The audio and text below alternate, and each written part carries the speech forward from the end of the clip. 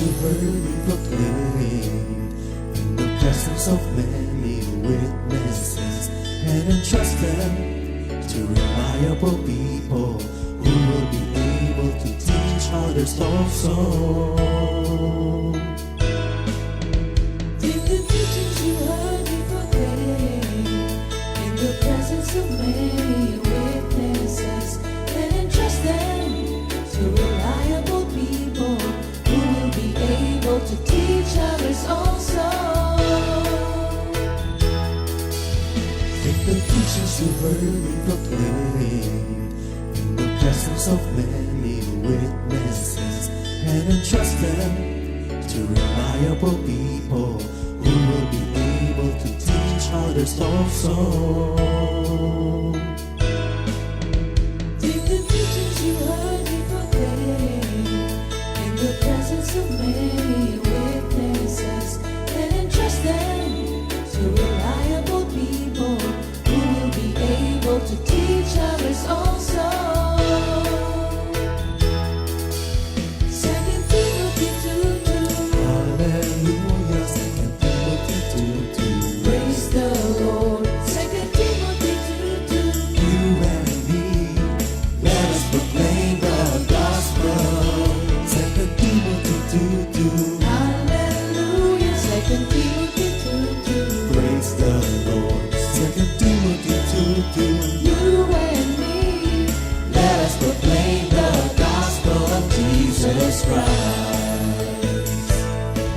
Take the teachings you heard me proclaim in the presence of many witnesses, and entrust them to reliable people who will be able to teach others also.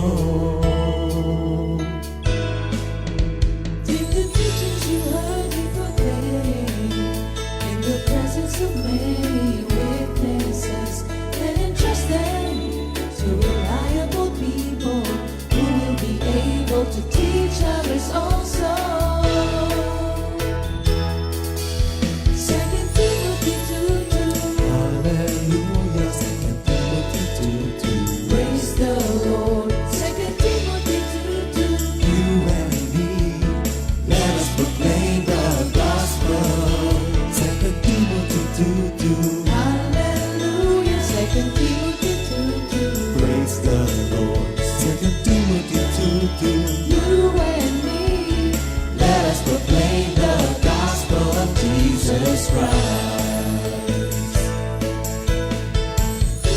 The harvest is plenty, but the workers are few.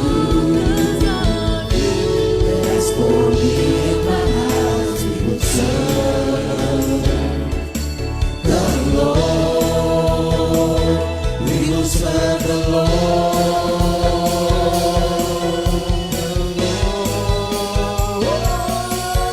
2 Timothy 2:2. Hallelujah. 2 Timothy 2:2. Praise the Lord. 2 Timothy 2:2.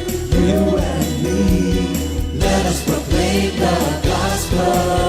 2 Timothy 2:2. Hallelujah. 2 Timothy 2:2. Praise the Lord. 2 Timothy 2:2. You and me, Let us proclaim the gospel of Jesus Christ. 2 Timothy 2:2. Hallelujah. 2 Timothy 2:2. Praise the Lord. 2 Timothy 2:2. You and me, let us proclaim the gospel. 2 Timothy 2:2. Hallelujah. 2 Timothy 2:2. Praise the Lord. 2 Timothy 2:2. You and me, let us proclaim, live up His name, delighting the Lord for His goodness. Let us proclaim, live up His name, delighting the Lord for His goodness. Let us proclaim, live up His name, delighting the Lord for His goodness. And He's God.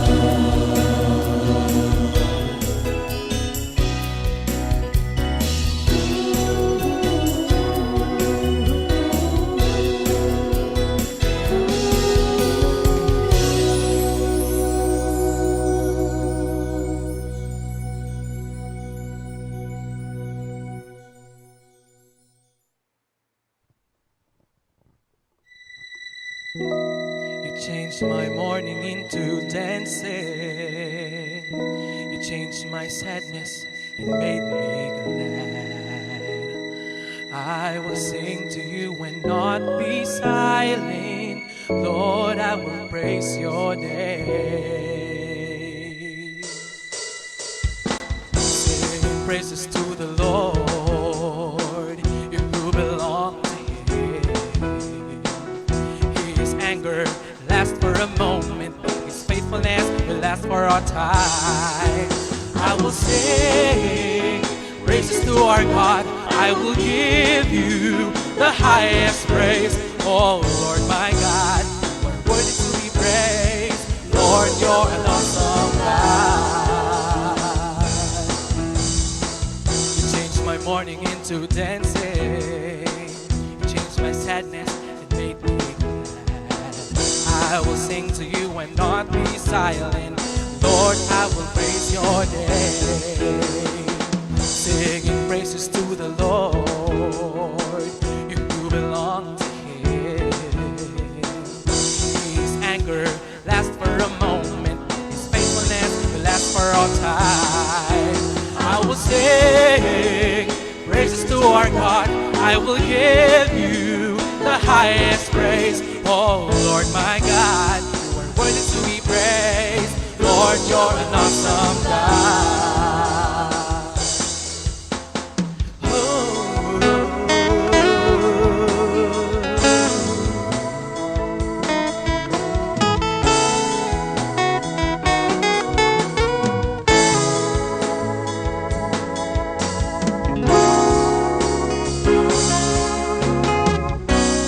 I made a choice to rejoice in the Lord, for He has done so much for me. I made a choice to rejoice in the Lord, for He has done so much for me. I will sing praises to our God. I will give you the highest praise. Oh Lord my God, you are worthy to be praised. Lord, you're an awesome God. I will sing praises to our God. I will give you the highest praise. Oh Lord my God, you are worthy to be praised. Lord, you're an awesome God. Lord, you're an awesome God.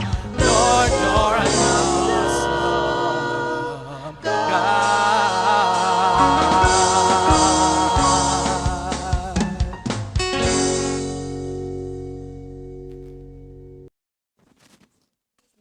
Good morning, Jesus. Good morning, everyone. How are you there? Alive in Christ. Totoo naman. Spirit-filled kasi tayo lahat eh. So again, magandang umaga po, magandang tanghali, magandang gabi sa ating lahat. Salamat at tayo ay nagkasama-sama na naman upang ating pag-aralan, isa isip, isa puso, at ipanalangin may sa buhay ang isa namang napakabanal at makapangyarihang salita ng Diyos. Ito'y tungkol sa atin bilang mga authentic, true believers. At isa dito tayo ay all spirit-filled. That will be our topic for today. But before anything else, ang ating memory verse for the week is taken from Proverbs 18:20 sa New King James Version. 18:10, Proverbs 18:10. Ang sabi dito ay, The name of the Lord is a strong tower. The righteous run to it and are saved. Purihin ng Diyos. Sa Tagalog naman, Kawikaan 18:10, ang pagkakasabi dito ay ang pangalan ni Yahweh ay matibay na tanggulan, kanlungan ng matuwid mula sa kapahamakan. Purihin ng ating Panginoon. Let us pray, Sister Cora. Let us pray. Lord, again, hayaan mong tanggapin mo ang aming pasasalamat na walang humpay mula po kagabi hanggang sa oras na ito. Alam po namin, Lord, na kung wala ka, hindi namin magiging buhay ang aming naramdaman ngayon. Salamat po sa kagalakan at ang amin pong pagkakaroon ng banal na espiritu na naninirehan sa amin. Sa oras pong ito, aming pong pinapanalangin ay kay mapapurihan, maparangalan, at nawa nga po ang lahat ng iyong maririnig, makikita, maramdaman sa amin ay maging kalugod-lugod sa iyo. Again, Ama, salamat sa banal na Espiritu Santo. Kami pinasisigla, kami ay pinalalakas, at kami ay ginagamit mo. Again, Lord, sa pangalan ni Jesus, ang lahat ng ito ay all for your glory. Again, by the power of the Holy Spirit. So, ang pag-aaral po natin ay bati muna tayo sa lahat ng mga kasama natin. Una, ito mga kasama natin dito, mga kapatid. Marami kasi kaming senior. Good morning, everyone. Na mga kaibigan kakilala dito sa ating Good Morning Jesus na ito. Hindi naman sapat kami ngayon ng artista. Talaga nag-share kami doon sa lahat para dito, lalo aming mga kamag-anak, saan man sila naroroon. So, ang ating pong pag-aaral ay patuloy tungkol doon sa identity ng true believers. At bago po tayo tumukoy doon, ito po ay hango doon sa Ephesians 5:18. Tayo muna po ay umawit ng isang powerful invoking sa Holy Spirit. Empower us, O Lord, with your Holy Spirit.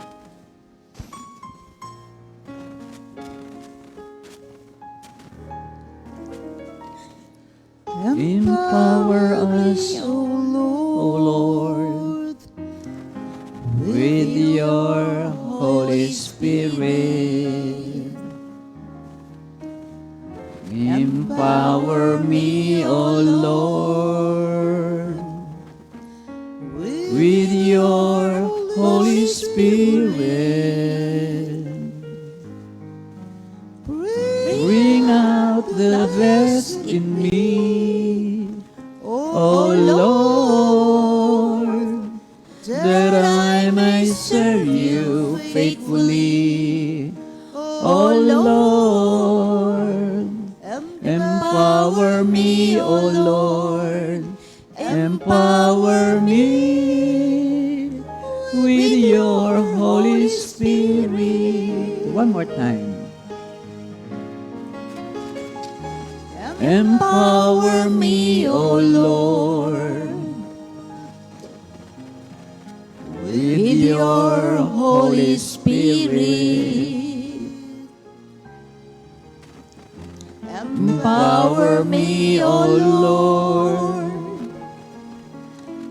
with your Holy Spirit. Bring out the best in me, O Lord, that I might serve you faithfully. O Lord, empower me, O Lord, empower me with your Holy Spirit. Bring out the best in me, O Lord, that I might serve you faithfully.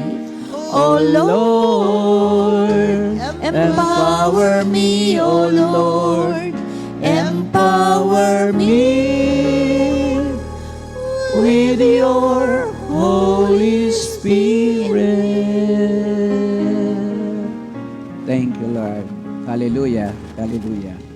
So, mula po sa Ephesians 5, kung kayo po inyong pong bigyan ng pagkakataon na mabasa lahat yung Ephesians 5. For the purpose of our study, yan yung magsimula ako sa 15, pero ang ating pong focus ay doon sa 18.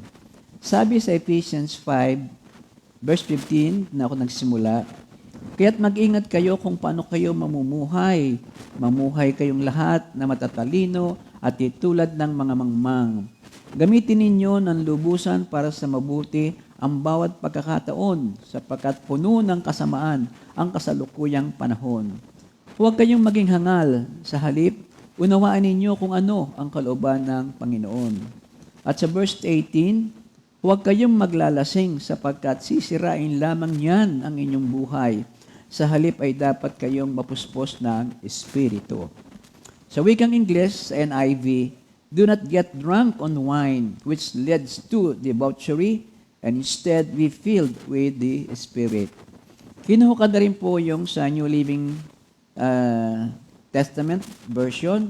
Ang sabi naman dito ay, don't be drunk with wine because that will ruin your life. Instead, let the Holy Spirit fill and control you. At mula po doon sa aming source, kung saan si Pastor Matthew at saka po si Ray Fitzgerald ng Keep Believing, nakita ko doon yung isang Pastor Yuden Peterson. Ang kanyang interpretation naman dito ay rephrasing, don't drink too much wine that cheapens your life. Doon po ang ating pag-aaral ngayon. So again, ito nga po ay bahagi ng series natin tungkol sa pag-identify ng true Christian. Yung pong una nating identification is that sa Genesis 1:26-27, we are all created in the image and likeness of God. That is now by the act of the Father. Of course, the Holy Trinity is also involved. Genesis 1:26-27, pagkatapos sinabi ng Diyos, ngayon likhain natin ang tao ayon sa ating larawan, ayon sa ating wangis. Sila ang mamamahala sa mga isda, sa mga ibon, sa himpapawid at sa lahat ng hayop, maging maamo at mailap, malaki o maliit, nilalang nga ng Diyos ang tao ayon sa kanyang larawan. Sila'y kanyang nilalang na isang babae at isang babae. Continuously, isang babae at isang lalaki. Sa Psalms 139:13-14, ibig sabihin ay patuloy pa rin po ang paglikhang ito. Psalms 139:13-14, for you created my inmost being. You knit me together in my mother's womb. I praise you because I am fearfully and wonderfully made. Your works are wonderful. I know that fully well. Purihin ng Diyos. Ang lesson ay, let us love and respect one another dahil tayo po ay lahat ay nilikha in the image and likeness of God. Yung identity number 2, yung po last Tuesday naman na ating tinalakay, ay tungkol doon sa topic na we are sons and daughters of God. In this portion, God the Son is the one who is the main sasabing actor, but the Holy Trinity are also involved here.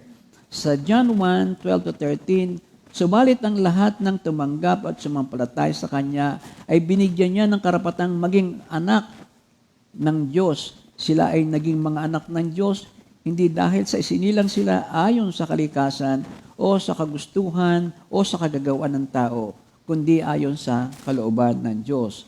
At sa John 3:10, dito natin makikilala kung sino ang mga anak ng Diyos, kung sino ang mga anak ng Diablo.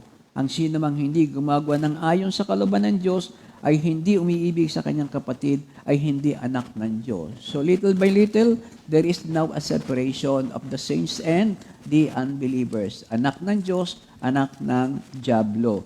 And for today, tulad na naulit natin kanina, ang isa pang identity ng isang true Christian is that we are all Spirit-filled. Dapat tayo kapuspusan ng Espiritu Santo ang makikita sa ating buhay. Yan nga po ang topic doon sa Efeso 5:18. So, itong Efeso 5:18 na ito ay meron dalawang bahagi ang tinutukoy. Una, yung babala. Ito yung prohibition. Do not get drunk on wine which leads to debauchery. D-A-B-A-U-C-H-E-R-Y. Debauchery, ito yung extreme indulgence to in bodily pleasure and especially sexual pleasures, behavior involving sex, drugs, alcohol, that is often considered immoral. Sobra sa mga bagay na talagang naglalagay sa iyo sa parang earthquake na kasalanan na halos hindi ka na ililigtas nito. Most non-Christian life is characterized by drunkenness, yung paglalasing. In the Bible, meron pala doon ginagawang practice sa mga Ephesians, at celebrated it, I call it Bacchannalia. Bacchannalia. B-A-C-H-A-N-L-I-A. Ito yung festival, Pastor, Minister? Bacchanalia. Thank you, Lord. Bacchanalia. That's the way how to pronounce it. Thank you, Minister Ernie. Ito ay festival of Dionysius or Bacchus. Yun ang goddess na ginagawa nila. The god of wine, si Bacchus. At pagkatapos, they did so with wild music, frenzied dancing, sexual perversion, bodily mutilation, eating the raw flesh of sacrificed bulls, and of course, drunkenness. Ang kanilang proseso ay kailangan magkameron ng ganitong pamamaraan upang ang kanilang dinidiyos ay samahan na sila para sa isang fellowship na naglilid sa kasalanan at kamatayan. Kahapon, napag-aralan natin, pinag-aralan napakinggan natin ang tungkol doon sa buhay ni Samson, the Nazarite. Among the vows pala ng Nazarite, katulad na ulit ng Sister Ria, ay yung para bang hindi pag-inom ng alak at kay Samson nga, sister, ay yung huwag puputulin ang buhok at of course, yung huwag kang hihipo sa anumang patay. At doon nga ang nangyari kay Samson. Lahat ay na-violate niya. Meron ding ibang karakter sa Bible na meron ding ganitong vow, Nazarite vow. Isa doon ay si John the Baptist. Oo. Sa Lucas 1, ang bati ng anghel, magkakaanak ka, pero hindi dapat siyang tumikim ng alak o anumang galing sa grapes. Yung pala yun. Yung palang Nazarite, kaya daw pala, nabasa ko lang, hindi sila dapat uminom na namang galing sa grapes. Kasi sa kanila ay total submission humbling of the spirit. Yung alak kasi celebration, lalo nung panahong yon. At hindi maiwasan dahil ay doon na nga malamig kalimitan, kaya kinakailangan may pagpainit ng katawan. The first miracle is Yung sa wedding ng Kana, yung water ay ginawang alak. alak. Kaya mga komisyon, pag may namimiloso po, magaling ang alak. Nasa Bible yan. Si Jesus Christ mismo nga nag-produce ng alak. Pero hindi dapat taken it that way, no? Mali yon. Yung kasobrahan ay mali. Tapos nga, eto na, John the Baptist, hindi rin tumikim ng alak. Si Jesus Christ, tumikim ng alak because sa kanya ay celebration na ang buhay. Yan ating nakita, no? At pagkatapos nito ay, may magaling din ito ha, di ba si Timothy nung sinisikmura, ano bang payo ni Pablo sa kanya? Uminom na. Tumikim ka ng alak, totoo pala yun. Kasi yung vapor noon, may nabibigay na, yung tawag ay dighay, pero kalimitan, pati yung alak ng pari nauubos pag hindi napigilan yung mungko. Lahat kasi ng sobra, masama. Lahat ng sobra, masama. So, yun ay yung pagka nalamang may control ka sa iyong sarili. Ano ba sa palagay mo at bakit ang tao ay, hindi naman inom ng alak pinag-usapan dito yung naglalasing ka na nalalango ka na. Ano ba sa palagay ninyo, bakit ang tao, sa Pilipino, huwag tayong lalayo, nagkakabisyo ng tungkol sa pag-inom ng alak? O bakit nainom ng alak? Ang iba doon, parang para maging member ka ng society. Parang, di ba? Nagpapaklas. Asosasyon ng mga lambanoges ng Batangas, parang gano'n, Oo nga. Ano daw? Pastor, anong mas palagi niyo? Bakit ang tao ay nainom ng alak, lalo mga Pilipino? Libangan. Oo, yung libangan. Makalimot, lalo yung mga may problema. Upang makalimot sa mga ginagamit nila yung siphayo, problema ng buhay. I see. Tapos, lumakas ang loob. Ayun, saga naman. Brother? Kaibiganan. Opo. Ang marami ay gusto maging high. Di ba sabi? Peace, man. Peace. Kasama yun ang alak na dun pero napunta rin sa grace yun Kaya nagkakaroon na sila ng parang stimulant nila. Stimulant nila. Ang alak ay para stimulant nila. Ang Pilipino lalo na. Yung si Dr. Martin Lloyd Jones, isang pharmacologist, ito pala yung nag-i-study tungkol sa fermented wine. Ang sabi niya ay, wine is not a depressant. Wine is a depressant, not stimulant. Ito pala lalo kang i-depress nito. O yung sa simula siguro, way man, peace man, peace man. Pero pagka nandun na, wala na. Lalo kang madidepress. So it's not a stimulant. It causes loss of control and dehumanizes an individual, causing him to behave like an animal. Sa Galatians 5, mayroong behavior ng animal ang nangyayari. At ang dagdag pa niya, wine knocks off the highest centers of the brain. The highest centers of the brain ay binablank niya, kaya talagang bawas ang iyong pagiging tao. Merong isang trivia. Ang sabi dito ay, hindi naman trivia, katotohanan. Ang Greek word daw, ginamit dito yung asotia, A-S-O-T-I-A. Nang ibig sabihin ay wild living, kabilang ang alak sa wild living. It is a waste, dissipation, and destruction, the opposite of salvation or saving. Ang mga examples sa Bible na pinalalahanan ni Pablo ang kanyang mga alagad, lalo kay Titus. Titus 1:6, an elderly children must not be wild. Sa 6, italaga mo ang mga taong walang kapintasan, isa lamang ang asawa at ang mga anak ay mananampalataya, may pagpipigil sa sarili at hindi siwail. So ang anak dapat ng mga elders, ng mga workers of God, dapat sila ay hindi wild living. Sa Lucas 15:13, pagkalipas ng ilang araw, ipinagbili ng bunso ang kanyang bahagi at nagpunta sa malayong lupain. Nilistay niya roon sa mga bisyo ang lahat niyang kayamanan. And normally, hindi po pwedeng hindi kasali ang alak. So, wild living, yan ang nangyayari kapag ang alak ay napasobra. Ang isang laseng ay maaaring masira ang kalusugan. Loss his chastity, his purity, his money, his marriage, and family, his business, and his standing in the society. Nako, oo nga naman. Nasisira. Meron ka bang experience tungkol dito sa masamang epekto ng alak, Sister Cora? Ikaw ba'y nainom ng alak bago kita nakilala? Huwag mo akong tanungin dyan dahil ako'y babae. Hindi ako lasengga. I'm sorry, darling. Kala ko taga Lukban, Quezon ka eh. Hindi, Batanggenya. Batanggenya. Sorry. Sige. Go ahead. Ikaw ba'y may experience dyan? Maraming, siyempre, lalo na sa negosyo at saka nasa yung ating nasa ating real estate. Sabi nga yung after 6, yan ang ginagawa eh. Yung social Oo, drinking. social drinking sa mga after 6 na mga ahente.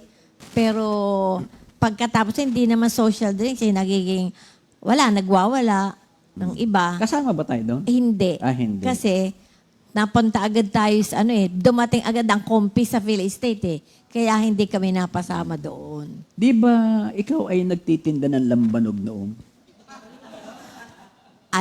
Yung kapatid ko, may tindahan sa palengke. Alam ba niyo ang lambanog? Ayun ang talagang sobra ang tapang noon. Talagang alcohol na yun.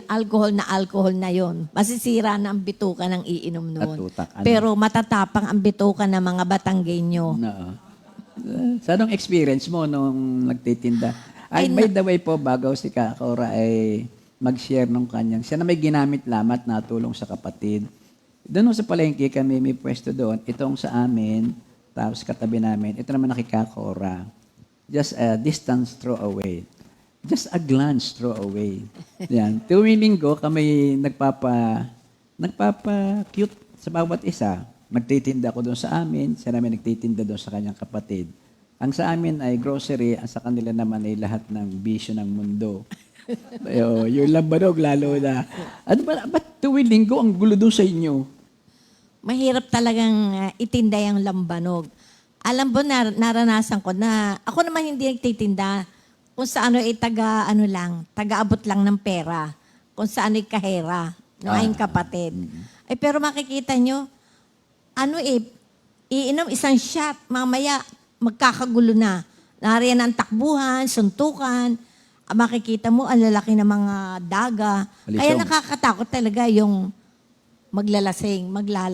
Yun ang mga experience ko. Kaya Oo nga. ako minsan naka-experience ako, hindi na ulit na pumunta sa tindahan, sa takot. Oo, kasi may namamatay. Madalang na sa isang linggo ay hindi naghahabulan, nagkakagulo.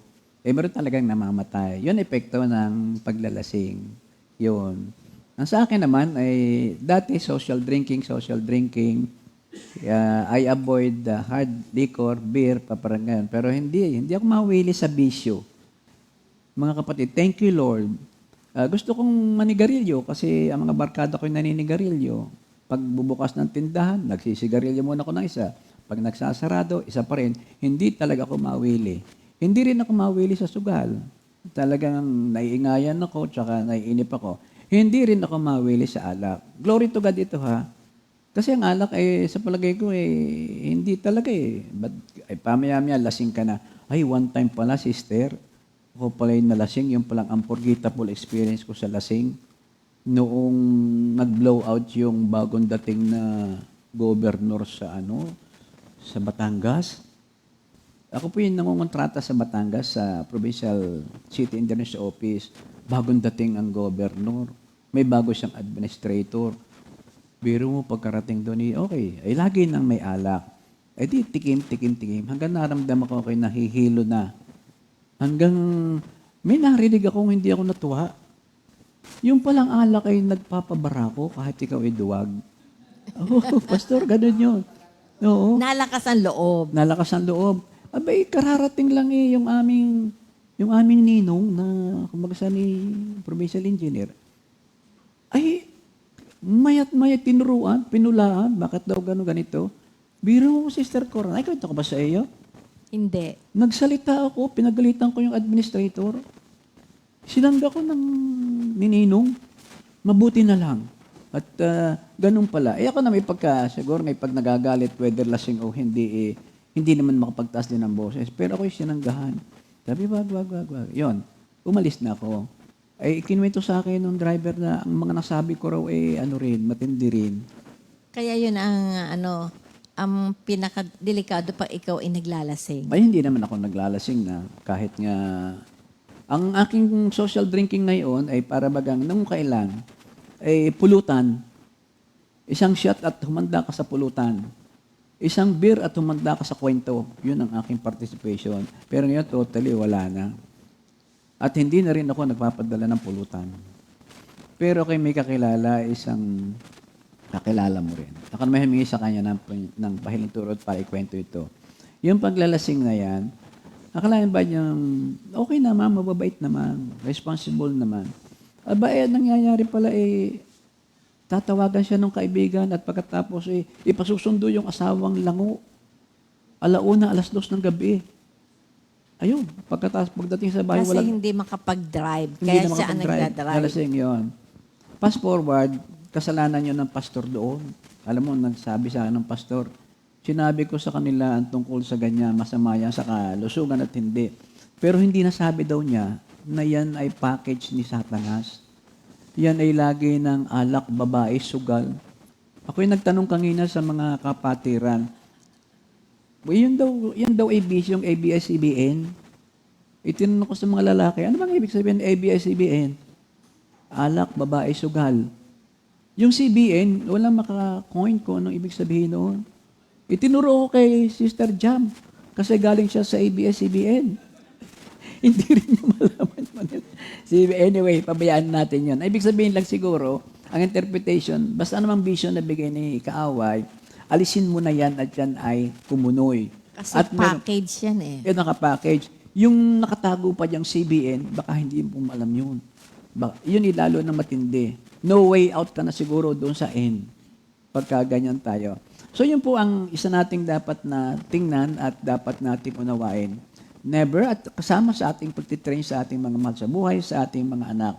Opposite is na isang buhay Kristiyano. Ang isang buhay Kristiyano, ang remedy natin sa sorrow is prayer, at pagkatapos not the battle, hindi ang mag-inom. Sing a new song to the Lord. Yun ang pampasigla ng ating buhay. And the fruit of the Holy Spirit, Galatians 5:22-23, it's full of love, it's full of joy, it's full of peace. Lahat, yan ang ating stimulant. Sa Romans 14:7, for the kingdom of God is not a matter of eating and drinking, laging namin mention, but of righteousness, peace, and joy in the Holy Spirit, because anyone who serves Christ in this way is pleasing to God and receives human approval. Talagang maging sa tao, lalo na sa Diyos, ay approve na approve yung matino ang pag-iisip. Kaya ang Holy Spirit mismo nagsasabi nating tunay na stimulant. energizing us, our intellect, our will, and our emotion. Meaning to say, our soul ay energized nila. And unlike wine, the Holy Spirit make us more truly human and more like Jesus Christ. Si Jesus Christ umiinom, pero He is in control of everything just to celebrate life. Yun ang ating tatandaan. The Bible says that bishops and deacons are not to indulge too much in wine. 1 Timothy 3:8. Ang mga tagapaglingkod naman ay dapat ding maging kagalang-galang, dapat tapat mangusap, hindi lasenggo at hindi sakim sa salata. Lagi nang may kaugnayan ng alak. Titus 2, Tito 2:3-4. Sabihin mo sa mga nakatatandang babae na sila'y mamuhay ng may kabanalan. Huwag maninirang puri, huwag maglululong sa alak. Kasi noon, sa kanila, babae, lalaki, laging may alak, lalo kung may handaan. Yun nga ang first miracle water into wine. Hindi pinagbabawal ang alak. In reality, hindi lang pinagbabawal. Yung use of it, pag in-abuse ka. Pero bilang Kristiyano, siguro dapat talagang iwasan na yan. Dapat iwasan na yan. May problema tayo sa bahay. Ang dami nagregalo ng alak, nang ginawa natin ay collection. Anong dapat mong gawin para tayo makaiwas doon? Itapon. Hindi ba sayang? Iparapol. Hindi rin. Ipamigay. Ibenta. Ano?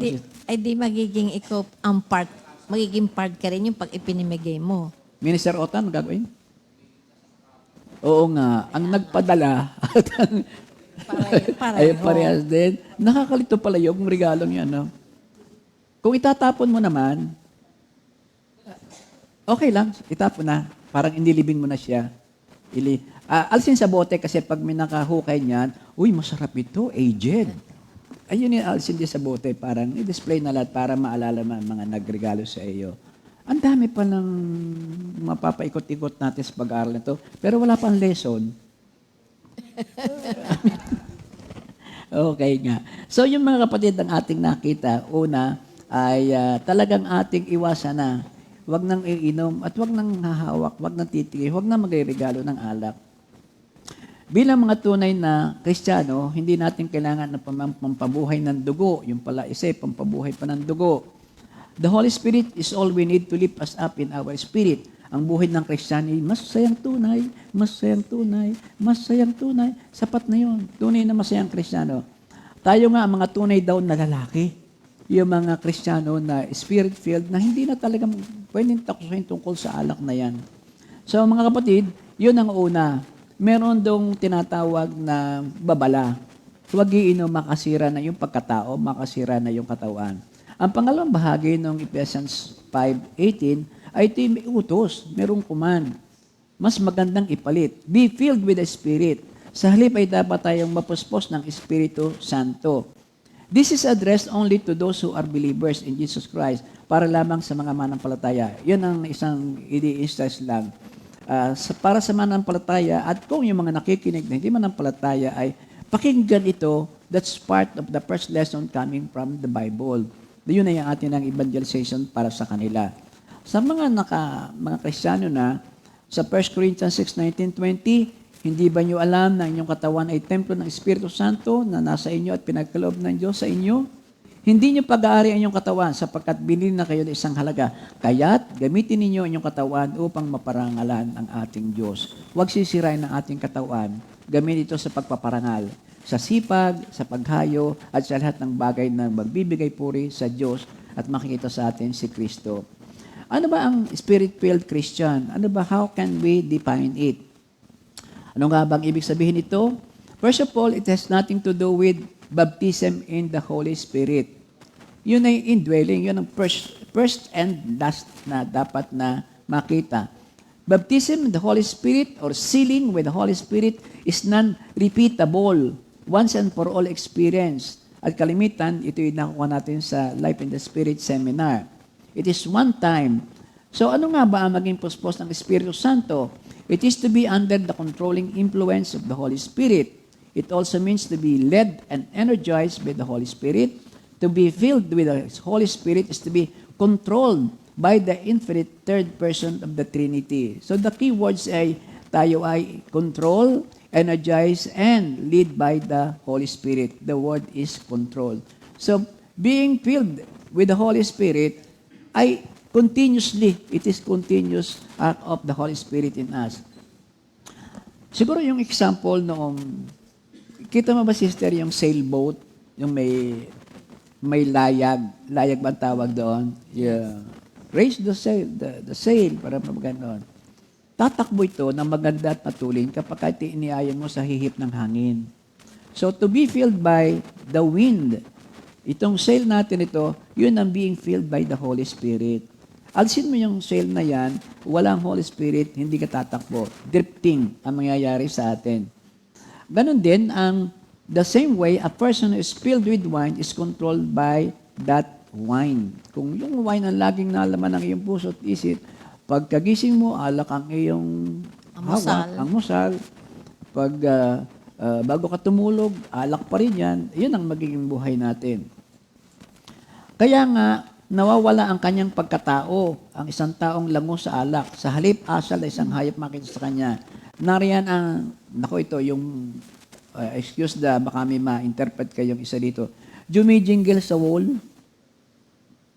Aba yun it's against the wall. Hindi po pwede. Lasing lang ang nakagawa. Lango kasi, lango sa Kaya ala. nasasabing parang asal hayop. Asal hayop. Aso ang naganon di ba? O, huwag na tayo mga kapatid, pupunta doon.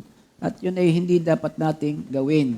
So, warning lang. Akala kasi ng marami, sila ay totally free. Ako'y anak ng Diyos. Ang gusto kong gawin, gagawin ko. Kaya ako ay, malaya ako. Mali eh. Kasi pag hindi ka nag-surrender sa Holy Spirit, nagsusurrender ka sa bad spirit.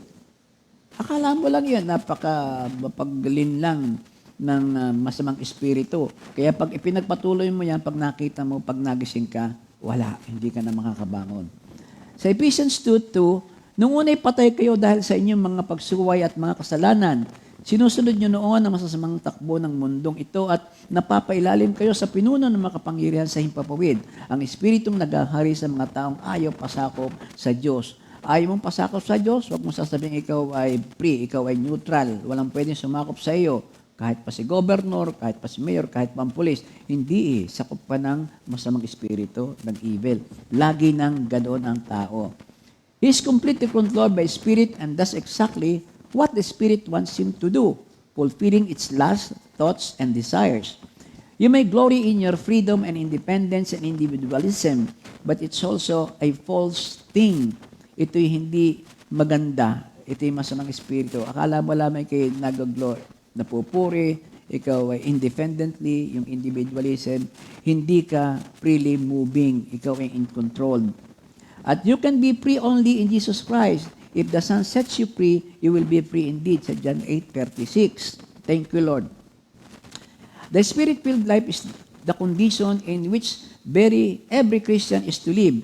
It is not an experience, for an experience is something that is out of our control, something as unpredictable as the weather. A person cannot be commanded to do something that he cannot control. But as saints in whom the Holy Spirit dwells, being filled with the Spirit is condition we can fulfill. Ito ang ating kayang i-fulfill. Sa Romans 13:14, mamuhay kayo sa liwanag at huwag gugugulin ng panahon sa magugulong pagsasaya at paglalasing. Ito ang debauchery. Kahalayan at kalaswaan, sa alitan at inggitan, gawin nyo ang Panginoon Diyos bilang sandata at huwag niyong pagbigyan ang laman upang masunod ang mga hilig nito. Andyan si Kristo, andyan ang kanyang krus, ang kanyang pangalan, ang kanyang holy blood. Yun ang ating panangga. Galatians 5:16, so I say, live by the Spirit, and you will not gratify the desires of the sinful nature. Galatians 5:25, since we live by the Spirit, let us keep in step with the Spirit. Being led by the Spirit is to follow in His steps. We don't turn to the right, we are ruled and directed by the Spirit, not by our emotion. Experience, emotion, yun ang kumukontrol palagi sa atin eh. Please be sensitive. The Holy Spirit will not go to your emotion para yan ang sundin mo. Ang Holy Spirit ay laging may leading sa atin. Especially if you are rooted in the Word of God. Sa Colossians 3:16, ang salita ni Kristo hayaan yung lubusang manatili sa inyong puso. Let the word of Christ dwell in you richly. Having the scripture dwell in us richly means to let it control our life. Just take note of this. We hear and we do the work of God. Synonymous ito. So the Spirit-filled life is a Christ-filled life. And sa Colossians 3:16, it is also a Scripture-filled life. For it is in the Scripture that the Holy Spirit speaks most clearly about the will of God. So, one clear definition of Spirit-filled is we are Christ-filled and also we are the Word of God, Scripture-filled life. Yun ang mga description nito biblically. May obstacle. Lagi naman may obstacle. At yan palagi ng ang kasalanan. Isaiah 59:2, but your iniquities have made the separation between you and God, and your sins have hidden His face from you so that He doesn't hear you. Kasalanan palagi. Laging sasabihin, masarap yan, balikan mo yan. Hindi ka tunay na lalaki. Sin is a transgression of the law, but God's salvation is the opposite. Saved people are to render obedience to God. In other words, that we can be Christian and not obey God is false. To be filled with the Spirit is not to be filled with ourselves, that God may do our will. Rather, it means to live a God-centered, Christ-centered life. So, Spirit-filled, Christ-filled, Scripture-filled, and it's also God-centered, Christ-centered life. So, yun ang mga definition ng Spirit-filled. Kaya kapag isang tao nakakasala, he cannot say he is filled with the Spirit or being led by Him because the Holy Spirit never leads us to sin. Walang Espiritu kung tayo ay nakakasala kasi yan ang kaaway ng Espiritu Santo. The Holy Spirit is holy and in Him there is no darkness. His purpose is to sanctify us. How then can He lead us into sin? He is sent into our hearts to glorify Christ, and sin never glorify Christ. So, the instrument of sin is wine. It's always like that. Especially now. Ang wine ay tangi lamang mga grape wine, fruit wine, ang talagang coming from fruit, natural. Pero most of the, lalo expensive na wine, mga liquor and everything are chemical eh. Kaya delikado na tayo pagka gano'n ang mga source nila. So, meron pa tinatawag na, yun na nga, free will. Hanggang ngayon, Christians have the freedom to do what they want to do. Tama bang statement yon na may freedom ako? Nasabi natin kanina, ito huwag niyo, kung ayaw niyo sumali sa akin, huwag kayo sumali. Pag pinili mo yung kasalanan, when we sin, we are rejecting the Holy Spirit control of our lives. We end up grieving the Holy Spirit. Pagka ang Holy Spirit ay nahisip-hayo, laging yung kanyang sinasabi sa iyong, ituloy mo, gawin mo ito, love Him, forgive Him, ay lagi mong iniitsapwera at nagbibingi-bingihan ka na, you cannot be led by the Spirit. Kaya dapat yun ay ating pakikinggang mabuti. But when we obey the Holy Spirit, it is a sign that we are filled with the Spirit and we are filled with joy. A spirit-filled life is life of obedience. Yan is pang description ito. A spirit-filled life is a life of obedience. Sa Acts 5:32, saksi kami sa mga bagay, 5:32. Mga bagay nito, kami at ang aming espiritu na pinagkaloob ng Diyos sa mga sumusunod sa amin. We are witnesses of these things, and so the Holy Spirit, whom God has given to those who obey Him. So it is obedience. Please take note of this. Ito ay command. It is not a tentative proposal. Mahal na mahal tayo ng Diyos, kaya hindi niya bibigyan tayo ng leeway para mag-isip na, pwede naman siguro ito, ang Diyos na may napakabait. Therefore, it is not optional but obligatory on our end. An experience is unpredictable and cannot be commanded. But this is a command. Therefore, it is something we are capable of fulfilling. When God commands us, it means we can do it. We are able to do it. Hindi pwedeng bigyan tayo ng Diyos sa isang command na impossible na magawa natin. Hindi naman tayo lang yun eh. Ang Holy Spirit nga ay kasama na natin. Ito doon ay isang passive command. It is in the passive voice nung sabi nito. To be filled means that the filling of the Holy Spirit is the work of God, not of man. He's not saying, fill yourself, but rather, be filled. The Holy Spirit is ready and willing to fulfill us at any moment. We must make ourselves available to Him.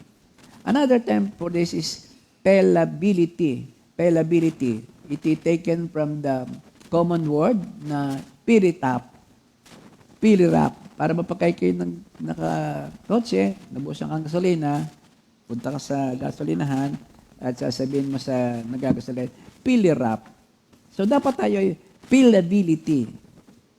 Dapat tayo ay, wala yung pride natin. Dapat tayo ay teachable spirit.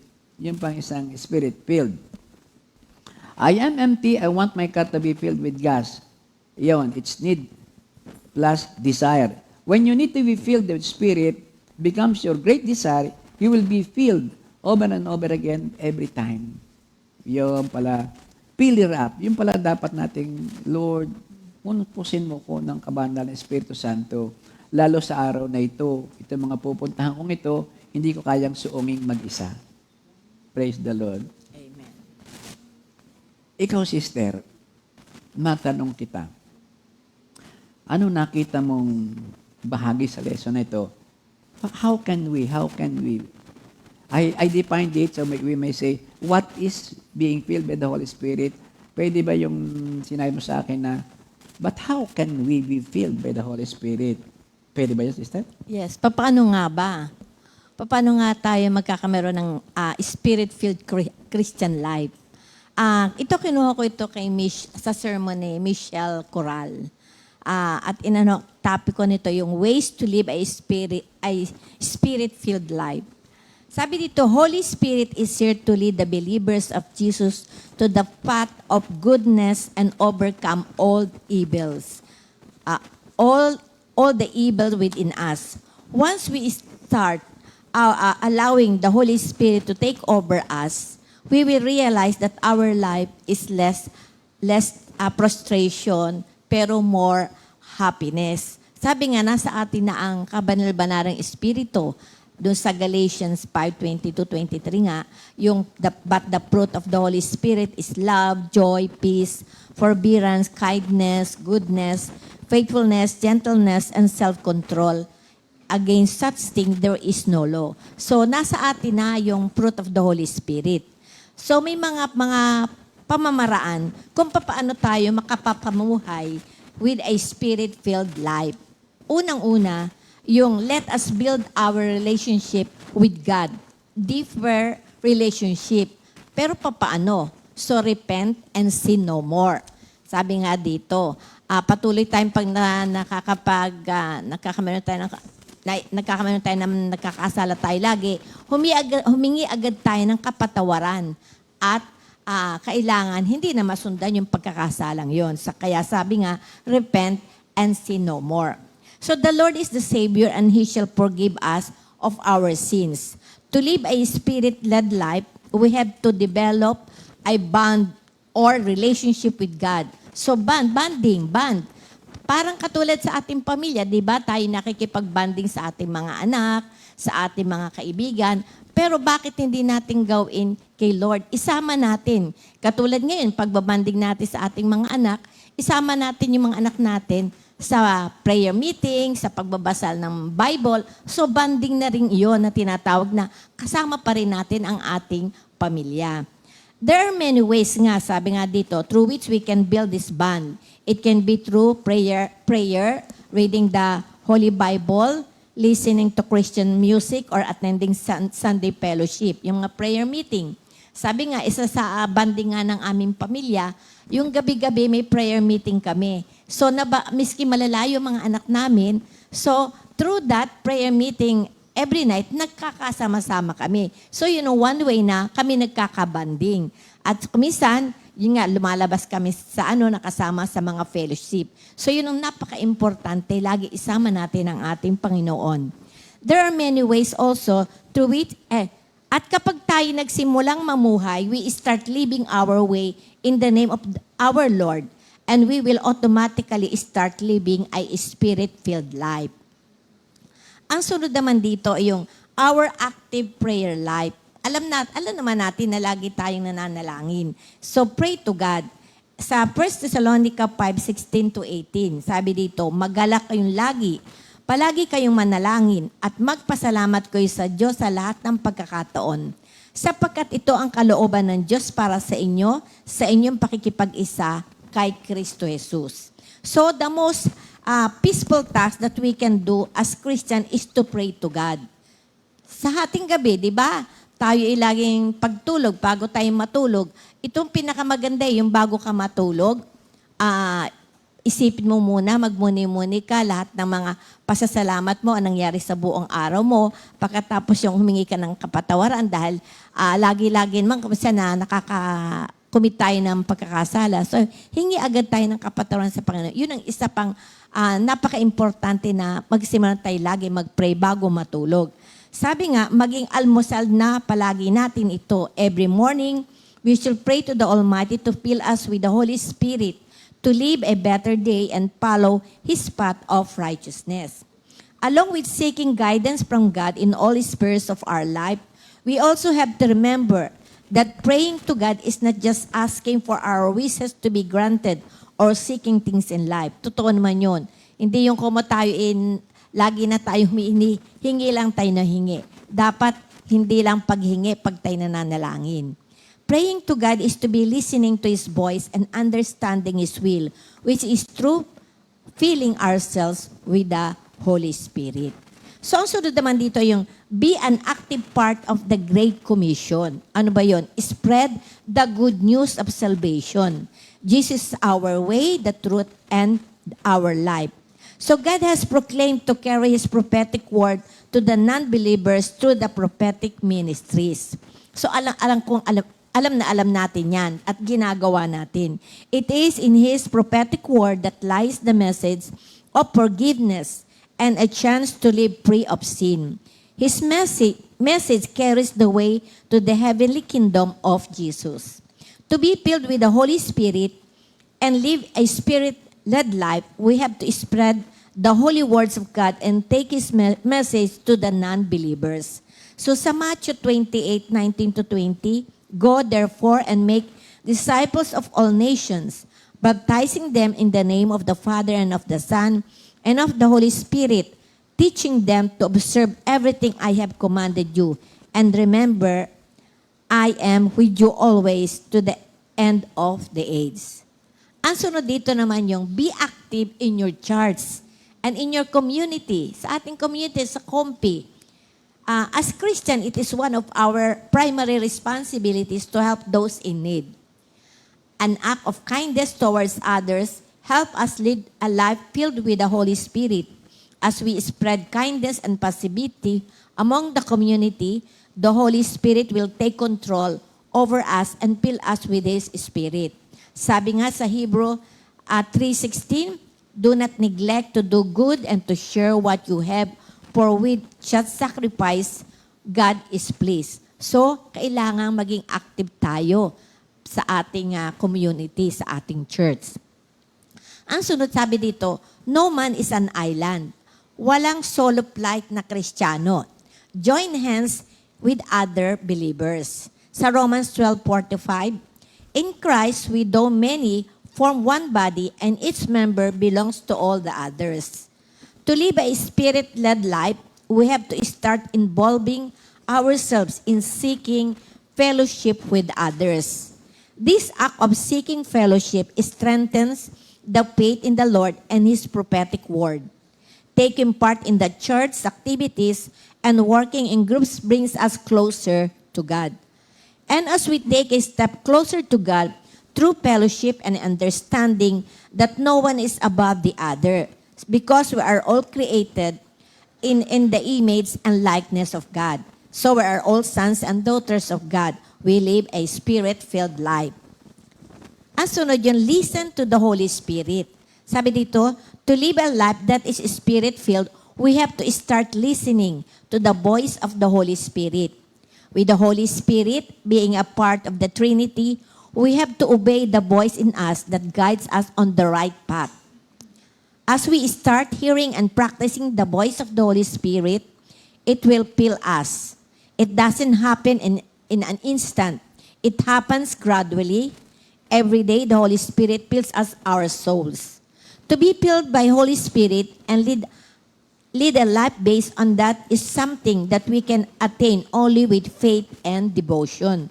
Sabi nga dito to Psalms 119:11, I have hidden your word in my heart that I may not sin against you. He's speaking through your heart or through the Bible. Your words have I hidden in my heart that I may not sin against thee, O Lord. Kanta natin ito. Sa Romans 10:17, so faith comes from hearing and hearing through the word of Christ. Lastly, yung nurture the Holy Spirit. Pagyamanin natin ang relationship with the Holy Spirit. Sabi nga dito, grieving and quenching the Holy Spirit, yan ang iwasan nating mangyari. Kasi yan ay sa ating pamumuhay bilang Kristiyano. So, iwasan natin lahat yan. Sa Efeso 4:30. Having the Holy Spirit within you doesn't attain the purpose of living a Spirit-filled life. We have to continuously cultivate it in our life. We can do it by spreading love, patience, peace, kindness, faithfulness, and self-control. So, makikita at maririnig, madadama natin ang bunga ng Espiritu na kinuha natin sa Galatians 5:22-23. As we empower the Holy Spirit to take control over our lives and liberate ourselves from all worldly temptations, we will truly reach the meaning of Spirit-filled life. So, please take note, it is our duty to stay in touch with the Holy Spirit and seek its guidance in every aspect of our life. Kung masusunod nga lang natin lahat ito, lahat ng ating napag-aralan, lahat ng ating nariting gayon, we will be able to successfully lead a life filled with the Spirit. Amen. Thank you, Lord. So, act of the Holy Spirit pala lahat ito, no? And we are impressed na ang ibig sabihin hindi ka nag-iisa sa ginagawa ng Espiritu upang kayo mag-Spirit filled.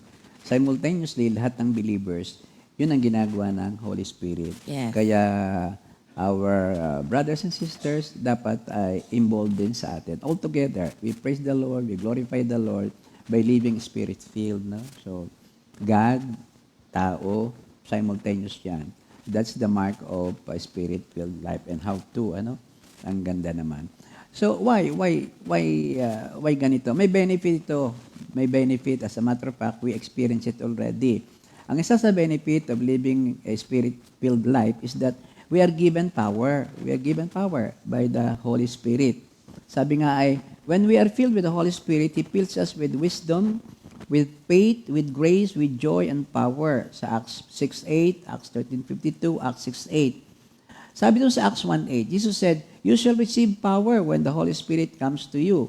Power to wrestle in prayer, power to suffer persecution and affliction, power to labor, power to resist the devil, the world, the flesh, and the temptation, and power to worship. Yes, we worship with intelligence, with joy, with thanksgiving, with understanding, with our whole being, our soul and spirit. That is Spirit-filled worship. We are transported into the very presence of God. The Spirit-filled worship is that. That is power.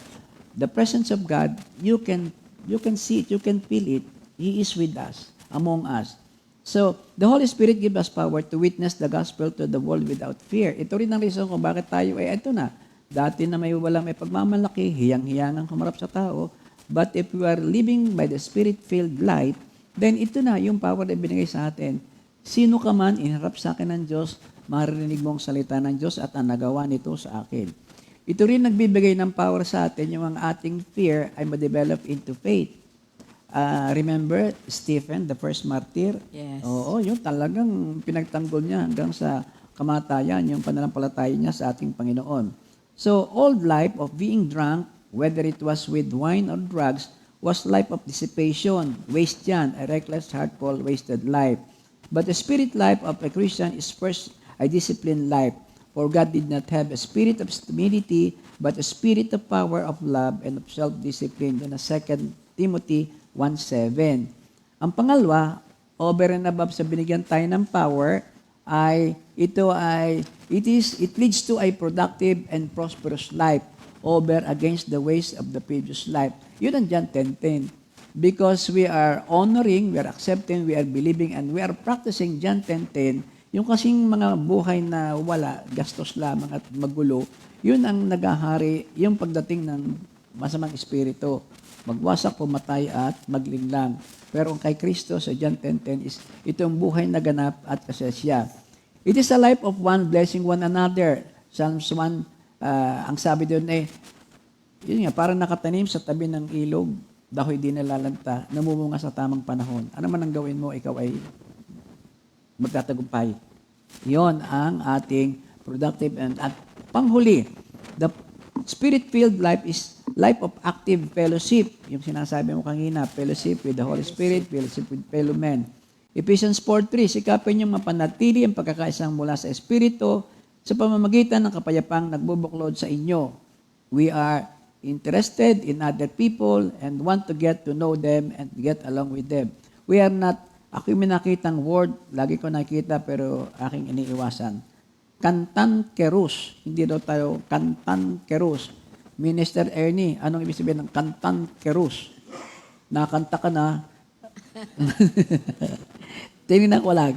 Hindi tayo mga looking irritable. Hindi tayo bad-tempered.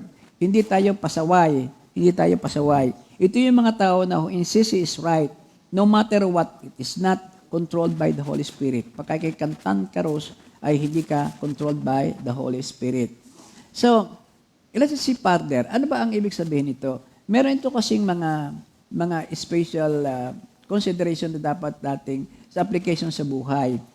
This is just an issue of control. Sino ang na-control sa iyo? At you have to decide because this is a decision. You cannot be controlled by anything, anyone, any power kung hindi ka mag-agree, kung hindi mo tatanggapin yon. Kung ang tinanggap mo, nakokontrol sa Holy Spirit, then you are spirit-filled man. So, these two, yung spirit of wine and the spirit of the Holy Spirit, they have something in common. These are the people that are both controlled people. Okay, yun lang isa ay negative. Controlled by the body spirit and controlled by the Holy Spirit. Kapag ay controlled by, for example, if a man is filled with anger, that man control his life. That anger controls his life. Pagka kayo mainitin ng ulo, pagka kayo lagi ng galit, ay mag-examine ka, ang nakontrol sa iyong ugali mo na yon. Bad spirit yun. Body spirit yon. Instrument yon ng body spirit. If a man is filled with greed, then greed dominates his life. Yung greed mo, sakim, sakam, sa kalimitay kayamanan, di yun ang kumukontrol sa iyo. Don't do that. Follow the Spirit. Be generous. Ang napansin ko lang, yung may spirit-filled na tao, makikita mo maliwalas yung mukha. Laging naka-smile. Oo nga. Pero yung espiritu niya body spirit, makikita mo lang nakasimangot, di ba? Parang puro problema. Kaya kitang-kita natin pag spirit-filled yung ang Okay. kaharap natin. Kapag kita mo parang nag-glow ang mukha, di ba? Laging masaya. Kaya kitang-kita mo na agad di ba? Thank you Hindi for miski reminding hindi mo me. na sabihin, ay ang nakikita ko diyan espiritu ni di ba? Ni bad, pero kita mo na agad di ba? Sa isang kita mo Alam mo na yan agad ang isa sa main lesson na narinig ko dito. Hindi kapid, hindi pero application in life, no? Yung sa aura, spirit-filled yan. Kasi love, peace, and joy nga May fruit of the Holy Spirit na nakita sa iyo. Nasa atin na yun Ay, na nga naman. Kaya nga, mga taga-kompi, kita ko talaga spirit-filled na yan. Ito mo, ang Very gaganda. good. Okay daw, Nag-glow ang mga mukha Di nila. ba? Parang pahingang-pahinga na sila, Thank you, Lord. Kasi patapos na. Patapos na. Alam, sweetheart, ang ganda nating combination. Ako nagpapasalamat kay Lord na talaga we are tongue and groove. Yung kulang ko na pipilapan mo. Spirit-filled pa rin tayo, no? Amen. Smile tayo. Smile. Oo. So, dapat ito may issue rin ng cooperation. Makikikooperate ka sa Diyos, sa Espiritu, sa iyong kapwa, sa namiminuno para spirit-filled tayo. At ang panghuli, this is a issue of contact. Sino ang malimit mong kontakin? Pray always. Ask God. At dahil na, magiging spirit-filled ka na. So, mga kapatid, ito yung ating greatest need. itong to be filled by the Holy Spirit. At God is so pleased na itatap natin what is available. What is available? Ano ba isang kahulugan nga nung minakita ko example ulit? MRT. MRT. Ano ba ibig sabihin ng MRT? Metro Rail. Light Transit. MRT. Metro Rail Transit. Elevated, ano. May tatlo daw yan na track. Yung, kung bakit siya nag-move. Ang isa ay nakalapat. Dito siya nakapatong. Ang isa naman ay yung sa electric wire doon. Kung saan ang source ng electricity. Tatakbo lamang ang MRT kapag kayo in contact doon. Basta yan kumawang ng konti, hihinto na yan. Ang ibig sabihin, yun ang ikatlong track. If you are connected with this world, pero hindi ka connected sa Holy Spirit, hindi ka tatakbo. And it is always available. Pero hindi mo pwede i-compare na, bakit itong MRT ang limit na huminto at wala silang power? Iba yon, because all the power ay nasa Holy Spirit. Hindi siya naglo-lobat, hindi siya nagkakaroon ng brownout. Diyan ang ating makikita. So, here it is. That is why the command is in the present tense. We are continually to be in control by the Spirit, cooperating with the Spirit, and in contact with the Spirit. This is God's moment-by-moment provision for vitality, strength, courage, boldness, victory, and the abundant life. It's for all of us. Sa John 10:10 nga, itong buhay na ganap at kasiya. It is for you, it's a command, and it's God's plan for our life. So mga kapatid, yun na nga naman, keep smiling. Maalala mo lang siguro, Sister Cora, that is actually the lesson eh. I'm sorry na nagpuyat ka pa, pero ang lesson lang pala, keep smiling.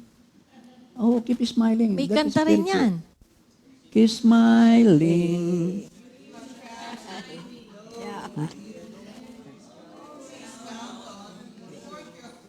For sure. Kita mo na, kita mo. That's your friend. Yan ay spirit-filled. Life, diba? Amen. Ako, thank you, Lord po. Lord, kami po ay naging masaya ulit dahil nga po, ikaw ay nasa aming kalagitnaan. No, po lahat mong narinig ay naging kalugod-lugod nga sa iyo at pati na po sa pagsasabuhay namin, pati yung mga kasama namin sa media na ito, na may sa katuparan namin ang to always be led by the Holy Spirit. Again, sa pangalan ni Jesus, all glory belongs to you. In Jesus' name, amen. Pero batiin natin, may birthday pa. Hindi pa natin nabati. Oo nga naman. Happy birthday kay Sister Rowena Molon, Sister Carrie Labs. Dalawa lang? Oo, madami kasi kahapon eh. Okay. May mga Tawagin belated natin pa. si Bong.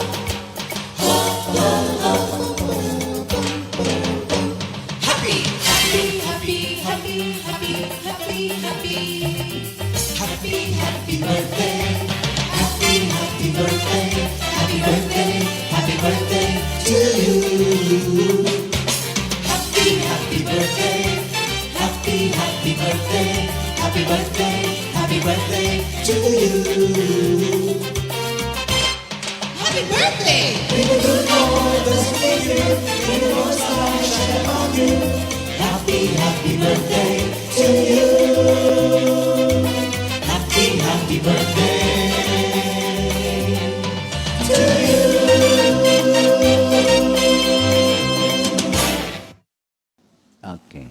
Happy birthday. Happy birthday. And enjoy your day. Your day. May mga announcement po tayo, mga kapatid.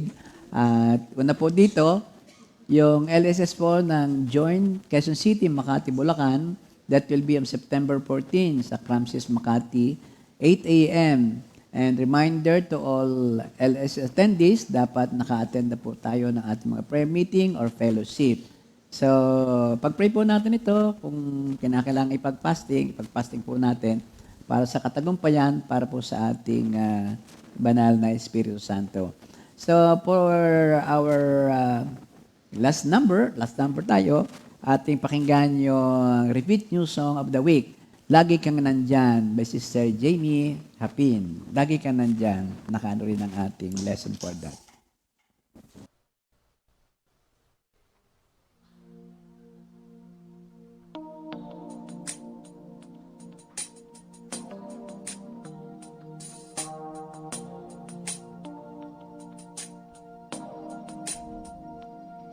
Minsan ako'y dumaan ng pagsubok, nang hihina at parang walang lakas. Agad akong nanalangin sa Diyos, bumalik ang sigla at ngiti sa mga mata. Oh Jesus, kay buti mo, lagi kang maaasahan. Sa gitna ng pagsubok, lagi kang nandyan. Pupurihin kita ng puso't kaluluwa. Kung wala ka, wala na rin ako.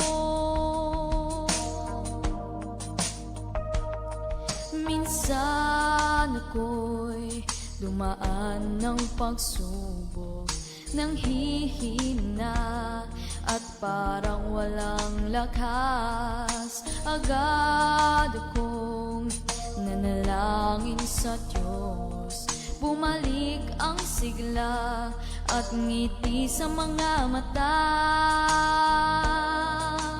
Oh Jesus, kay buti mo, lagi kang maaasahan. Sa gitna ng pagsubok, lagi kang nandyan. Pupurihin kita ng puso't kaluluwa. Kung wala ka, wala na rin ako. Sa lahat ng aking mga pinagdaanan, hindi ka na mawawaglit sa aking isipan. O Diyos, ika'y tapat sa lahat ng oras. Dakila ang iyong katapatan. O Jesus, kay buti mo, lagi kang maaasahan. Sa gitna ng pagsubok, lagi kang nandyan. Pupurihin kita ng puso't kaluluwa. Kung wala ka, wala na rin ako. Kung wala ka, wala na rin ako. Kung wala ka, wala na rin ako.